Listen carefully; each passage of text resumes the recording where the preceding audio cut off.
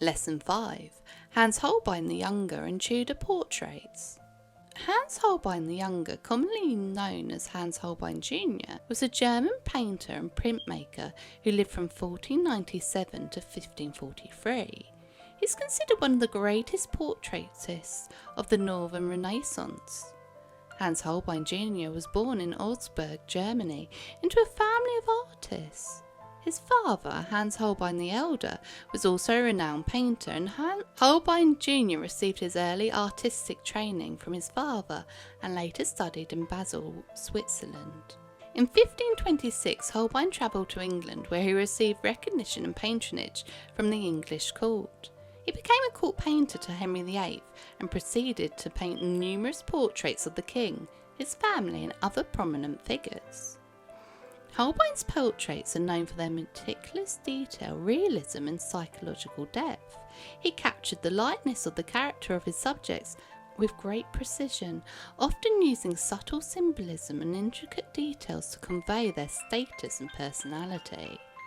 The Ambassadors is one of Holbein's most famous works and was painted in 1533. The large-scale double portrait depicts two French ambassadors and includes a distorted skull in the foreground. This changes depending on the angle of the viewer, symbolising the transience of life. In addition to portraiture, Holbein also created religious paintings and altarpieces. His religious works often displayed a high level of technical skill and attention to detail.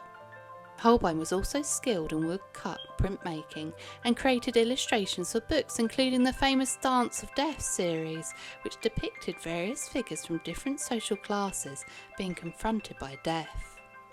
Holbein died in London in 1543, possibly due to the plague. Unfortunately, many of his works have been lost over time, including some of his religious paintings and murals. Tudor Portraits.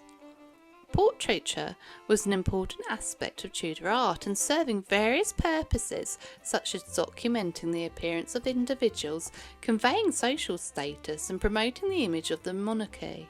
Portraits of the Tudor monarchs include Henry VII, Henry VIII, Edward VI, Mary I and Elizabeth I were highly significant. These portraits aim to project the power, authority and legitimacy of their ruling dynasty. They often depicted the monarchs in regal attire with symbols of power and wealth. Tudor portraits frequently incorporated symbolic elements. These symbols conveyed messages about the sitter's virtues, achievements, or dynamic connections. For example, Tudor portraits might include objects such as crowns, orbs, books, or animals with specific symbolic meanings. Portraits of the Tudor nobility were also prevalent. These portraits showcased the wealth, status and lineage of the subjects. They often depicted individuals in lavish clothing, surrounded by luxurious objects, in a setting that reflected their social standing. Miniature portraits gained popularity during the Tudor period. These were small-scale portraits, often painted on vellum or ivory, were highly detailed and portable. They were frequently worn as jewellery or carried as personal mementos. Tudor portraits of women often emphasised their beauty, virtue and fertility. These portraits aimed to present women as a desirable marriage prospect and to promote their role as mothers and wives. Elizabeth I in particular used portraits strategically to project her image as a powerful and unmarried queen. Tudor portraits were frequently used as propaganda tools. They were commissioned to promote the image and authority of the monarch, reinforce political alliances, or enhance the reputation of the individuals. Portraits were displayed in public spaces, private residences, and exchanged as diplomatic gifts. The portraiture evolved over time, reflecting changes in artistic trends and cultural influences.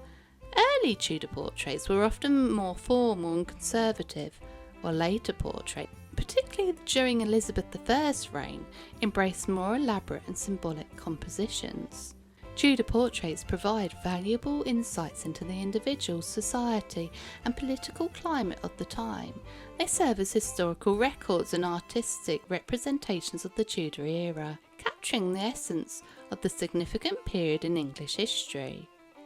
But can we trust everything we see? But did you know that the portrait of Anne Boleyn was actually commissioned by Elizabeth I when she was made Queen? Anne was executed when Elizabeth was only 2 years old, so her recollections may not have been accurate. For your Tudor portrait activity, you're going to create your own Tudor portrait. Why not get someone important to you and set up a scene with them sitting in it? You might want to think about what they're wearing and what's in the background, and also what they're holding or in the foreground. Then take a photo of it so that they don't have to sit there for hours. Use the photograph to create your own Tudor portrait. You could sketch it first with pencil and then fill it in with paint. Remember that the Tudors often used symbols or hidden messages in their paintings to give clues to the person's personality or what they were interested in. What symbols could you include in your portrait?